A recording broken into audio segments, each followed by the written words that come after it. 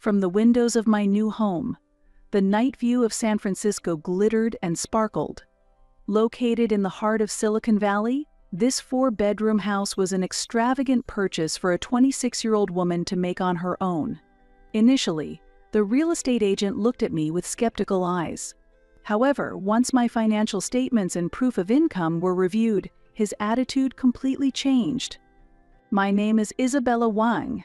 I am a female software engineer working in Silicon Valley. 4 years ago, I earned a degree in computer science from a prestigious university and joined a major tech company as a new graduate. In an industry dominated by men, it was not easy to stand out as an Asian woman. Nevertheless, with my innate talent and hard work, I led project after project to success, and at the young age of 26, I had already achieved the position of a senior engineer. Since joining the company, I have lived a life of strict frugality. While my peers rented luxury apartments and drove the latest Teslas, I lived modestly in shared housing and saved most of my salary. This was not merely a hobby of thrift. It was driven by a clear goal: to own my own home. For me, it symbolizes financial independence and would be the culmination of my efforts. Finally, I achieved that goal. On the day I finished the house purchase process, I indulged in a small sense of accomplishment. It has a spacious living room, large windows reaching up to the ceiling, and a kitchen equipped with the latest facilities. Everything was exactly as I had envisioned. What I particularly loved was the master bedroom on the second floor. It featured an ensuite bathroom and a walk-in closet, and the balcony offered a panoramic view of the bay. Just as I was imagining my new life in this house, a phone call from my parents changed everything. "Isabella, we need to talk." My mother's voice lacked its usual authority. Instead, it was mixed with a frailty and urgency. Both of my parents had worked for many years as public school teachers in a regional city. My father was a math teacher, and my mother taught English.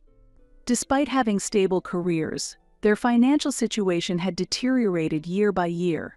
The cause was my father's reckless investment decisions. He had incurred massive losses in stock investments, and in attempts to recoup these losses, he only deepened them further. Eventually, they even took on high-interest debt. The school district is cutting budgets, and they've suggested we take early retirement. My mother continued, choosing her words carefully. "The retirement pay. It's almost entirely gone to pay off the debts." I could feel through the phone that my mother was holding back tears. "We can't even afford the rent anymore. We've been asked to vacate in 2 months." Silence followed. Though my mother didn't state it explicitly, her intention was clear. She was asking for help. A warning bell started ringing in my mind. I had known since childhood about my parents' lack of financial sense. The fact that I had won a scholarship and gone to university was because I knew I couldn't rely on them. Yet, why did I have to end up helping them? But blood is thicker than water. In the end, the words, "You can come live with me," came out of my mouth. Their move happened swiftly. Their belongings were fewer than expected. Most of their furniture had been sold to repay debts. What was left were worn clothes, photographs of memories, and just enough daily necessities for 2 people. When they moved in, I set clear rules. I would take care of the mortgage, utility bills, and other fixed costs. In return, they would handle the groceries. I also made them promise to respect my workspace and privacy. The first few weeks were seemingly peaceful on the surface. My parents showed gratitude and seemed to respect my work. My mother prepared meals daily, and my father started gardening.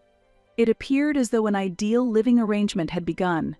However, the peaceful days did not last long. Gradually, my parents' true nature began to emerge. My mother monopolized the kitchen time and ignored my dietary preferences. My father turned up the TV volume during the day, disrupting my online meetings. These minor changes steadily began to disrupt the rhythm of my life. And then, an event that would ultimately trigger a breakdown occurred. The presence of my sister, Brittany. began to cast a shadow over my life once again.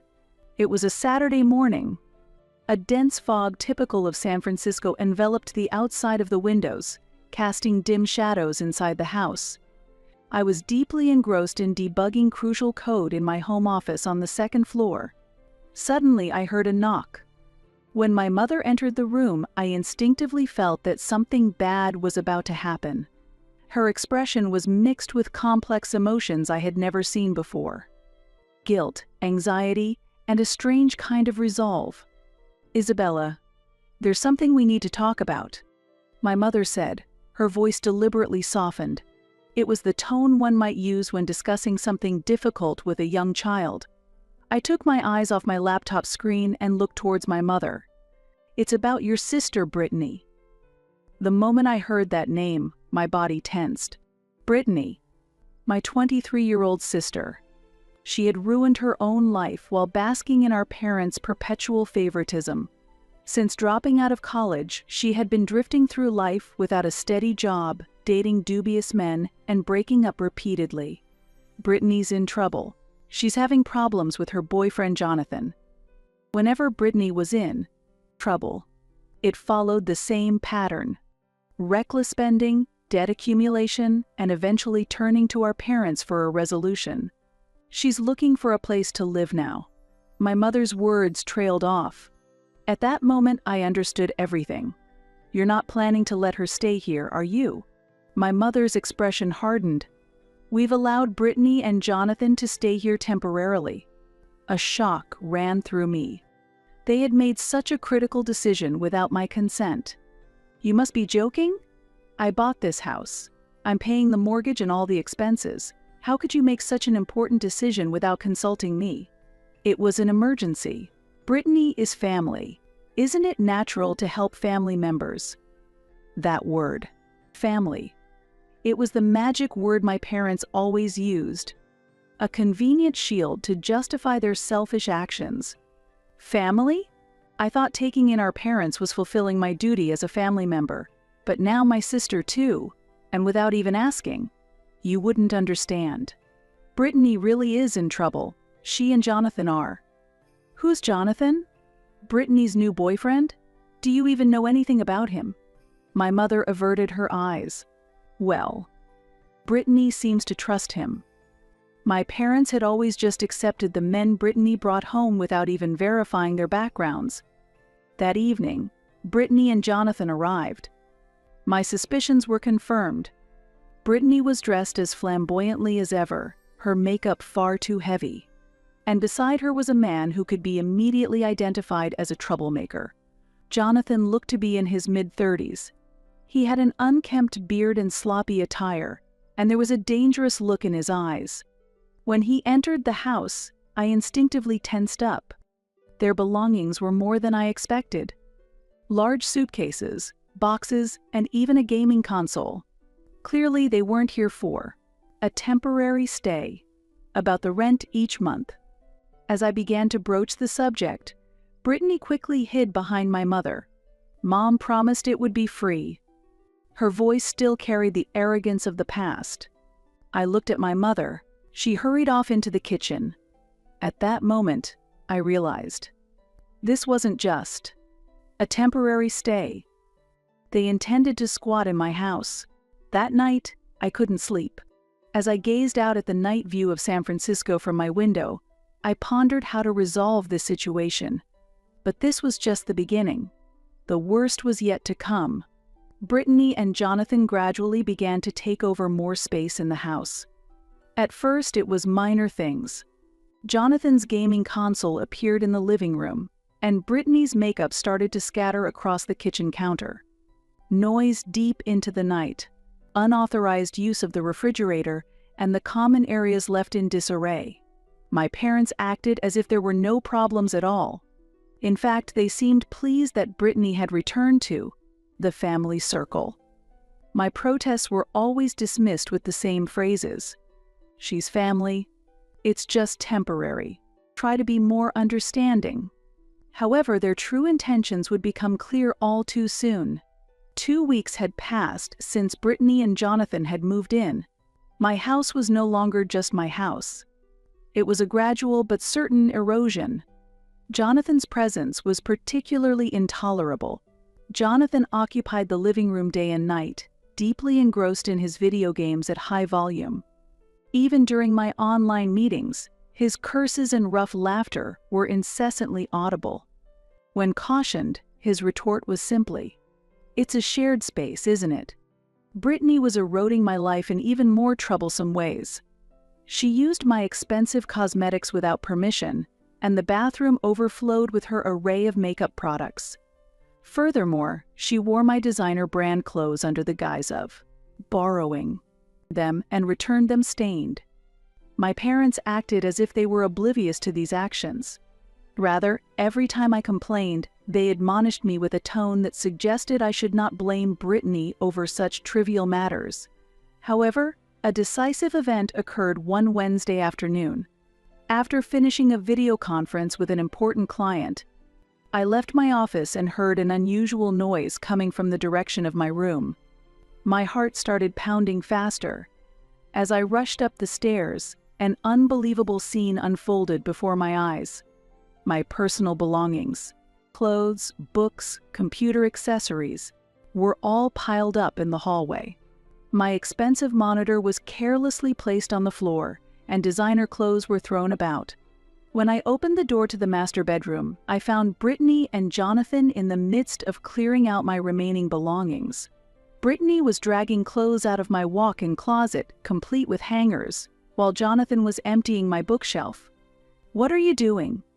My voice trembled. I felt frozen all over with anger and shock.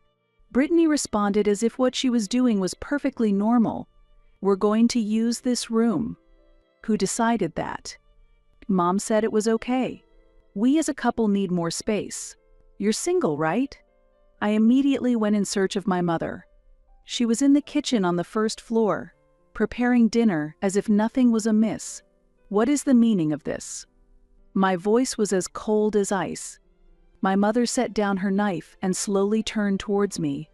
Her expression carried a sort of determination. "Isabella, I've thought about it. Brittany and Jonathan need more space. You're alone, and besides, you spend most of your time at the office, right? This house is mine. I bought it. I'm paying the mortgage and all the expenses. Yet you made a decision about my room without consulting me. We should share because we're family. You always think only of yourself. Have you ever considered Brittany's feelings?"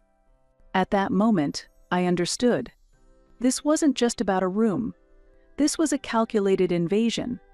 They had intended to drive me out from the start. My father was reading the newspaper on the living room sofa. Even when I sought an explanation, he just looked away in silence. As it had always been throughout my life, my father chose to remain a bystander. When I returned upstairs, Brittany and Jonathan had already started moving their belongings into my room. Jonathan's sloppy clothes were hanging in the closet, and Brittany's makeup had taken over my vanity. "Get out." I spoke in a low voice. "What did you say?" Brittany furrowed her brow. "Get out of this room, right now," Mom said. "It doesn't matter. This is my house, my room. Get out." Jonathan stepped towards me. He was larger than me, and his posture carried an obvious threat. "Calm down, you're being childish. We're family, right? Let's share." That word again. They continued to use it as a shield to justify their selfish actions. That night, I was forced to sleep in my office. Even taking a pillow and blanket became a major point of contention. Brittany insisted, "It's our room now," and my mother supported her. As I lay down, I stared at the ceiling. This was my house. The house I worked hard to buy. The house for which I paid all the expenses. Yet, I was being treated like an intruder, driven out of my own room. This situation had gone beyond all limits. The next morning, I made a decision. It was time to take legal action. Despite the physical pain from spending a night on the office chair, my mind was clearer than ever. I searched on my smartphone for "how to evict squatters" and "family eviction." Throughout the night, at 8 a.m., I was on the phone with the most reputable real estate law firm in the region. The secretary said this type of case isn't uncommon, and she set up an appointment with a lawyer for the first afternoon. I'm attorney Christina Johnson. The female attorney, in her mid-50s, listened intently to my story. Spread out on her desk were my house's deed, payment records, and detailed notes on recent events I had prepared.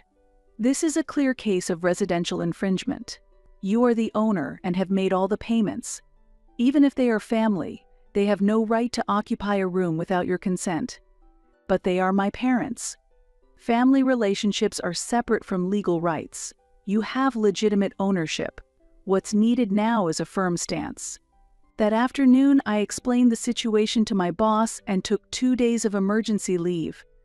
My boss showed understanding for the family emergency. They could never imagine the true nature of that emergency. Following Attorney Johnson's advice, I first prepared a formal eviction notice. I set a 24-hour deadline for Brittany and Jonathan and a 30-day deadline for my parents. This was the minimum period legally required. Why 30 days for my parents?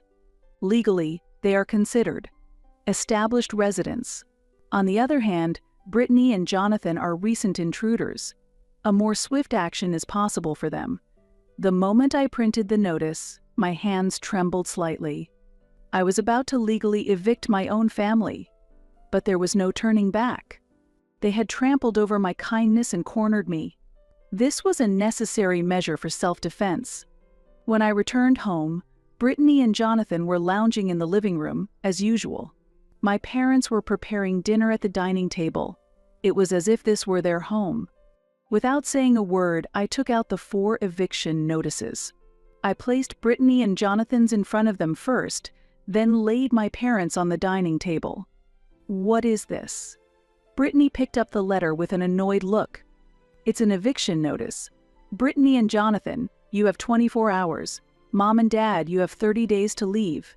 After a moment of silence, the room erupted into chaos. You're joking, right? We're family. Yes, we are. But family members should respect each other. You've trampled on my rights and tried to drive me out. It ends now. Jonathan stood up threateningly. You're going to kick us out. That's right. If you don't comply, I'll call the police. Attorney Johnson is also on standby. My mother broke down crying. How can you do this? Are you really my daughter? Those words stung, but I could no longer be swayed by emotions. If you don't leave by tomorrow morning, I'll call the police. I issued my final ultimatum. And I'm changing the locks. My father spoke for the first time. Isabella, can't you reconsider? I've had plenty of time to think. You had plenty of time to consider my feelings. But no one listened to me. That night, the house was enveloped in an unusual tension. Brittany and Jonathan began packing their belongings violently. My parents silently retreated to their room. I locked myself in the office. Just in case, I kept the emergency number for the police and Attorney Johnson's contact information close at hand. All night long, noises came from downstairs. The next morning, as promised, I had called a locksmith. Brittany and Jonathan had left during the night, and my parents said they would temporarily stay with relatives and left as well. As the sound of the new locks being installed echoed, I surveyed my now empty house. This wasn't the end. Perhaps the real battle was just beginning. But at least I had stood up for my rights. After the locksmith left, I returned to my room for the first time. My belongings were scattered, furniture mishandled. Yet all of this could be repaired. What mattered most was that I had reclaimed my life. My smartphone rang. It was from Attorney Johnson. Let's move on to the next steps. They may retaliate with legal measures. Let's prepare. Yes, I'm ready. A week after evicting my family, the situation took a new turn. One Monday morning while I was at the office, a colleague came to me in a fluster. Isabella, your family is in the lobby. They're shouting loudly. As I stepped out of the elevator, the scene unfolding before me was exactly as I had anticipated. Brittany and Jonathan, along with my parents, were causing a commotion at the reception desk. My mother tearfully proclaimed my heartlessness, while my father raised his voice demanding, "Let me see my daughter." Brittany, while recording everything on her phone, shouted, "She's the cold-hearted woman who kicked out her own family." Security was attempting to control them, but there was no sign of the situation calming down. I immediately contacted Attorney Johnson. "Make sure to record this as evidence. This is clear harassment." Later that evening, another incident occurred.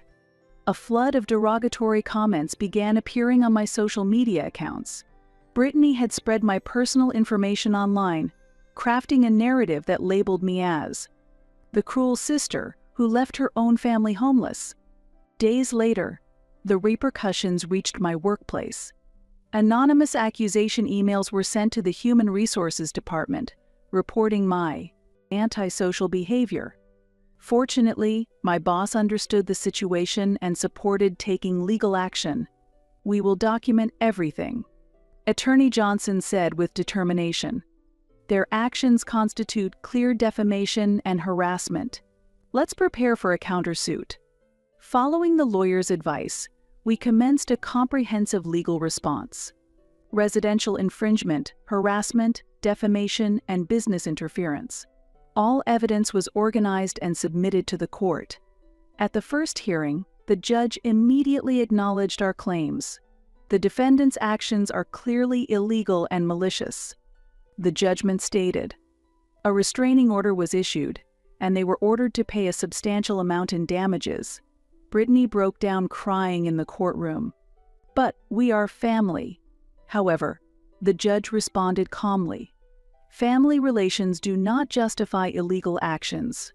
Following the verdict, the lives of my parents and Brittany quickly deteriorated. The damages payments depleted my parents' remaining savings, and even their pensions were seized. I heard rumors that my father had started working as a security guard in another town.